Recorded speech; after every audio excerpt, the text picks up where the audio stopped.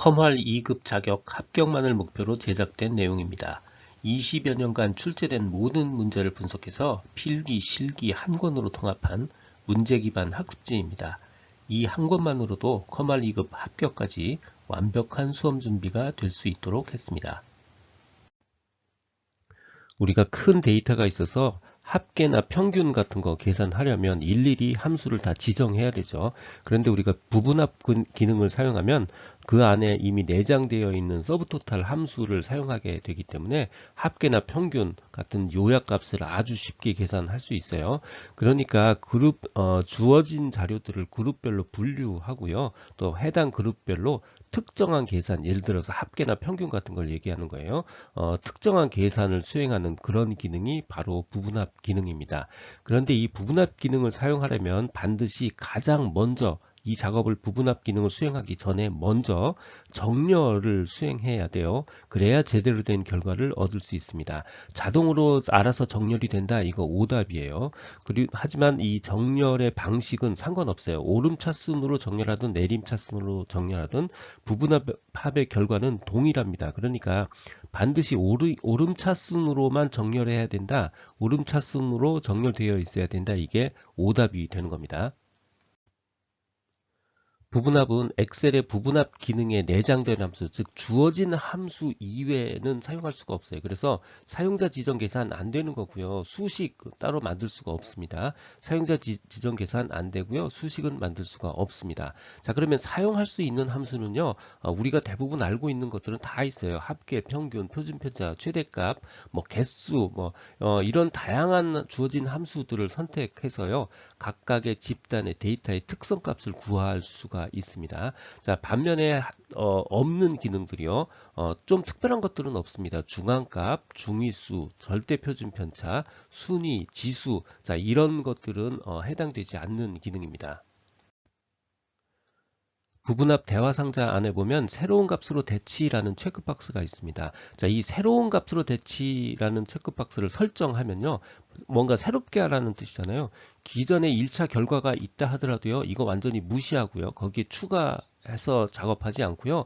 완전히 새로운 결과를 처음부터 다시 만듭니다. 새로운 값으로 대치 완전히 새로 만듭니다. 자, 이번에는요. 어떤 부분합을 한번 쭉 수행을 하고요. 그 결과를 유지한 상태로 두 번째 부분합을 만들고 싶어요. 자, 이런 걸 중첩 부분합이라고 합니다. 자, 중첩 부분합으로 만들려면 새로운 값으로 완전히 엎어버리면 안 되죠. 그러니까 새로운 값으로 대치 설정을 해제해야 됩니다.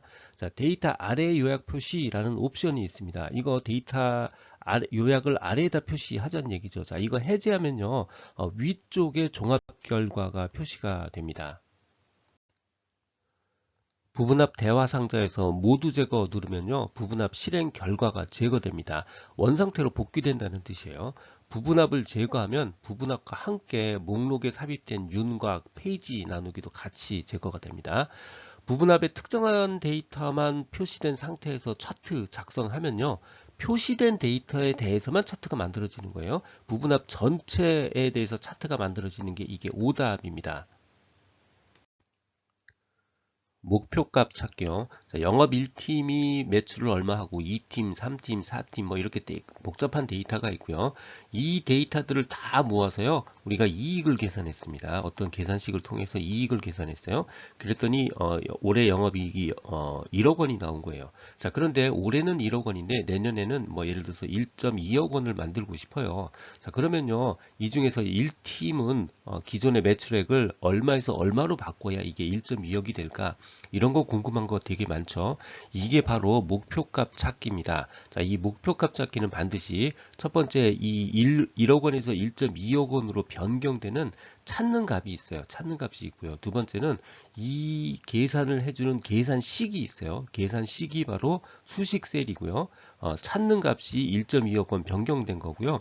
어떤 값을 변경해야 되는가 하는 값을 바꿀 셀이 있죠. 바로 요 위치가 바로 값을 바꿀 셀에 해당되는 겁니다. 그러니까 변경된 목표 값이 있고요. 이 값을 계산하기 위한 수식이 있고요. 이 수식에 들어가는 입력 셀이 있습니다. 이 세 가지가 반드시 있어야 돼요. 자, 이 최종 변경된 목표값, 결과값, 찾는값, 목표값을 계산하기 위한 수식이 있죠. 이 수식 셀에 사용된 입력값이 있습니다. 입력 값을 바꿀 셀이요. 이것이 얼마로 바뀌어야 되는지를 알아보기 위해서 사용하는 기능, 이게 바로 목표값 찾기입니다. 수식 셀의 결과가 목표값이 되도록 찾는 값이 되기 위한 입력값, 값을 바꿀 셀이요. 입력값이 얼마인지 알아보기 위해서 사용하는 기능, 이게 바로 목표값이죠. 목표값 찾기는 한 개의 값만 찾아야 돼요. 여러 개를 찾을 수 없습니다. 하나의 값만 찾는 데 사용되는 거고요. 찾는 값 상자에 목표값을 입력합니다. 이 찾는 값 상자에 최종적으로 변경된 목표값을 입력하고요. 값을 바꿀 셀 상자에 여기요. 값을 바꿀 셀 상자에 조정할 값, 알고 싶은 값이 있는 셀 주소를 입력합니다. 변경할 값의 제한 조건을 지정한다. 이게 잘못된 오답이에요.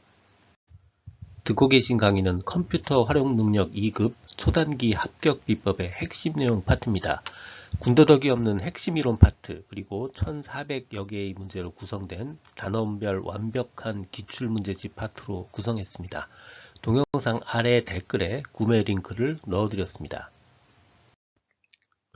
시나리오요. 다양한 상황과 변수에 따른 여러 가지 결과값의 변화를 가상의 상황을 통해서 예측해서 분석하는 도구입니다. 그러니까 결과값을 여러 가지로 막 흔들어 가면서 예측해서 분석하는 도구, 이게 바로 시나리오라는 뜻입니다.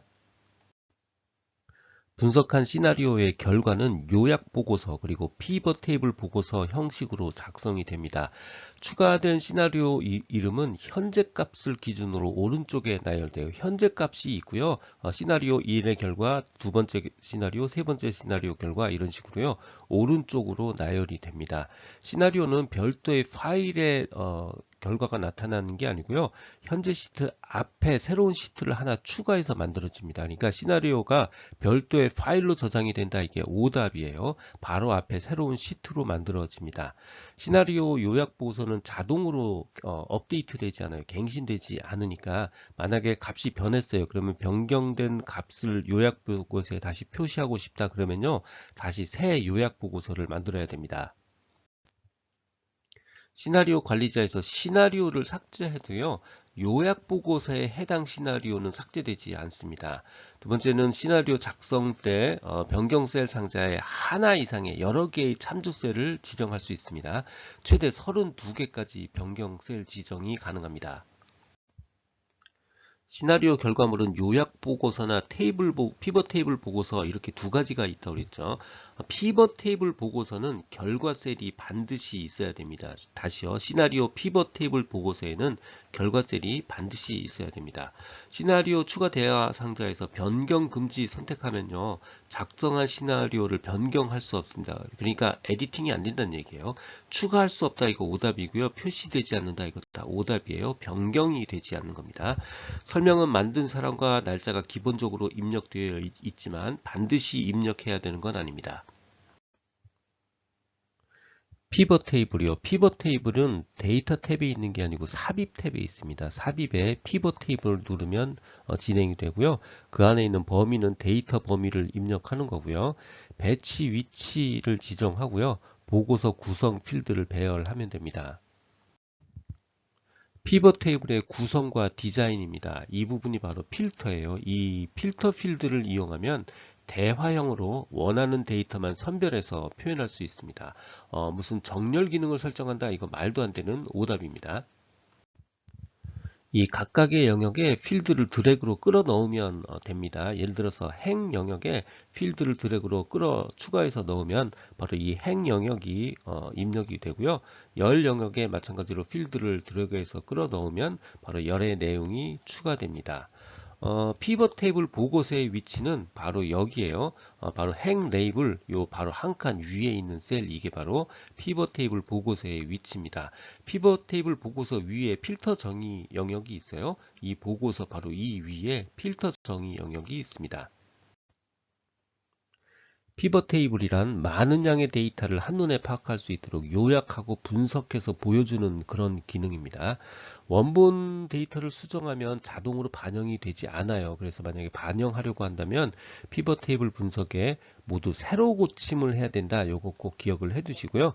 피벗 테이블에는 위치 선택을 할 수 있습니다. 두 가지인데 첫 번째는 새로운 워크시트에 만들 수 있어요. 새로운 시트의 결과서 보고서를 만들게 되고요. 이때는 위치를 지정할 수 없습니다. 하지만 기존 워크시트를 만들 때는 현 시트의 위치를 지정해서 작성할 수 있습니다. 피벗 테이블 분석도 옵션이 있고요. 그 안에 요약 및 필터 탭이 있고요. 그 안에 보면 총합계 표시를 설정하는 부분이 있어요. 행이 있고 열이 있습니다. 행은 그 결과값이 오른쪽에 표시되고요. 이 열은 그 결과값이 하단에 표시됩니다. 데이터베이스 그리고 외부 데이터 그리고 엑셀에서 작성된 다중통합 범위 데이터 등도 사용할 수 있습니다. 외부 데이터베이스에서 만들어진 데이터 사용 못한다. 이거 오답입니다. 피벗 테이블과 피벗 차트요. 피벗 테이블을 삭제하면 피벗 차트는 삭제되지 않고요. 그냥 일반 차트로 변경돼요. 테이블 삭제하면 차트도 삭제된다. 이게 오답이에요. 피벗 테이블의 차트에는 분산형, 주식형, 거품형은 사용할 수 없습니다. 분산형, 주식형, 거품형 등 다양한 종류로 변경할 수 있다. 이게 오답입니다.